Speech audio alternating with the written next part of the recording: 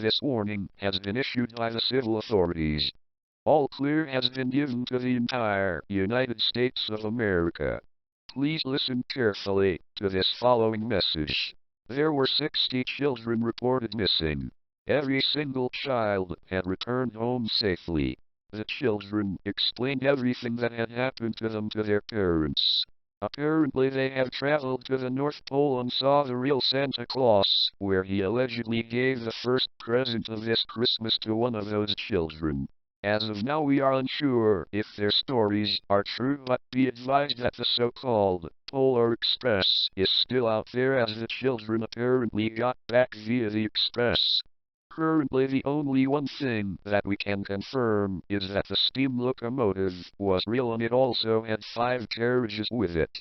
We have the best detectives currently working on this case, however even they are unsure if they'll ever be able to solve this case.